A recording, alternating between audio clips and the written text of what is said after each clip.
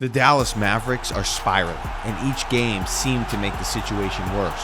What once looked like a promising, well-constructed team and franchise built around a generational superstar has devolved into one of the most confusing and tone-deaf franchises in the NBA. From catastrophic trades to baffling leadership decisions, the Mavericks aren't just losing games, they're losing their identity, their future, and the trust of their fans.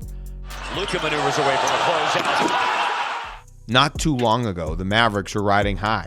After a series of impressive moves by GM Nico Harrison, trading for Daniel Gafford and PJ Washington, and drafting Derek Lively, they found themselves making a surprise run to the NBA Finals.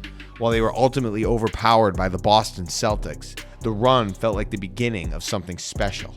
Luka Doncic, still only in his mid-20s, was widely considered one of the top 3 players in the world, and the Mavericks had seemingly figured out the right formula to build around him. That promising momentum didn't just stall though, it exploded. In what can only be described as a franchise-altering mistake, the Mavericks traded away Luka Doncic. Let's be clear, Luka wanted to stay in Dallas. Unlike so many stars who jumped ship or forced their way out, Luka had made it clear he was committed to the city and the team. He wasn't a problem to solve, he was the solution. And yet, ownership, led by Patrick Dumont, decided to pivot. Whether this was driven by internal politics, poor judgment, or a delusional attempt to shake things up, the result was the same. Dallas gave away its cornerstone for a murky return, hoping to somehow build a contender without their best player. The backlash was immediate. Fans chanted "Fire Nico" at games. Media outlets blasted the decision, and the team itself looked lost. A franchise with one of the brightest futures in the league traded it all away. And for what? It wasn't just the trade that bothered fans, it was how the front office responded afterward. Owner Patrick Dumont gave bizarre and out-of-touch statements, claiming Luka was, quote, a Mav for life, even as he suited up for the Lakers. CEO Rick Welsh made things worse by comparing the move to the Warriors trading Monte Ellis for Andrew Bogut, somehow suggesting that Luka Doncic was the Monte Ellis in this scenario. This isn't just poor messaging, it's historical revisionism. The analogy completely ignores context, misrepresents Luka's stature in the league, and makes it painfully obvious that those running the team have no grip on reality. Dallas hoped to soften the blow of losing Luka by acquiring Anthony Davis, and to be fair, he started strong. But true to form, Davis was injured by the third quarter of his debut and remained out until late March. During that time, Kyrie Irving, who had been logging heavy minutes, suffered a season-ending ACL tear. Suddenly, the Mavericks' 2 stars were gone, and their depth was exposed. Things got so dire that there were whispers of the team potentially forfeiting games due to a lack of healthy players. What was once a finals-caliber roster became a cautionary tale in asset mismanagement. As if the Luka trade wasn't bad enough, another disastrous move came just days later.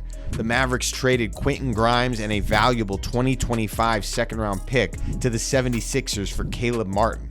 The move was baffling from the start. Grimes was a promising young player averaging 10 points per game for Dallas. He finished the season with Philly, putting up 22 points per game on 47% shooting. Caleb Martin, on the other hand, regressed sharply. He played just 14 games for Dallas and had minimal impact. The kicker? The second-round pick Dallas gave up ended up being the 35th overall, a high-value spot with legitimate upside. And the pick Dallas received in return? A 2030 second-rounder, which could be one of the last picks in that draft. When pressed about the logic, Nico Harrison gave vague, contradictory answers. At first, he claimed the deal was, quote, about getting Caleb Martin, then later suggested Grimes, quote, wasn't in their plans. It became clear that Harrison had no clear strategy, and worse, no accountability. ESPN's Tim McMahon delivered the final blow in a now viral interview.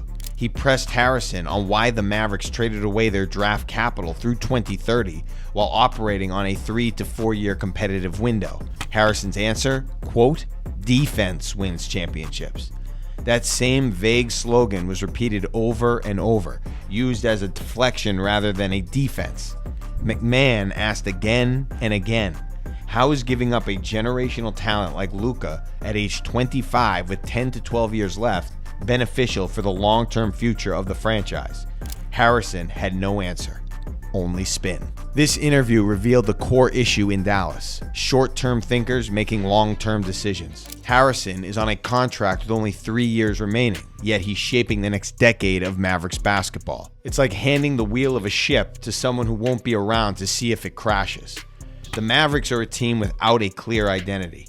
They gave up on a proven model, building around Luka, for a gamble that immediately backfired. Their roster is thinner, older, and less cohesive. Their leadership is evasive and unconvincing. Their trades are lopsided and reactive, and their fans, they're fed up. Even Luka's tearful return to Dallas, watching a tribute video from the bench, highlighted just how wrong this all feels. This wasn't a superstar demanding his way out. This was a player who loved his city, loved his team, and got blindsided. I'm just happy, this guy, I love these fans, I love this city, but it's time to move on. Kendrick Perkins offered one potential solution: go get Kevin Durant. While it's an exciting idea, the reality is murkier. Durant is aging and injury-prone himself, and there's no guarantee he'd even want to come to Dallas after the chaos of this season. The Mavericks may have already sealed their fate, not just with bad trades, but with the alienation of their fan base and the dismantling of a title-contending core. Rebuilding is no longer about tweaking a few things. It's about undoing years of damage caused in a single offseason. The Dallas Mavericks are getting worse every game, not just on the scoreboard, but in spirit, in structure, and in direction. They've gone from one of the NBA's most exciting teams to a walking cautionary tale. And unless something changes drastically and fast, this won't just be a lost season, it'll be a lost era entirely.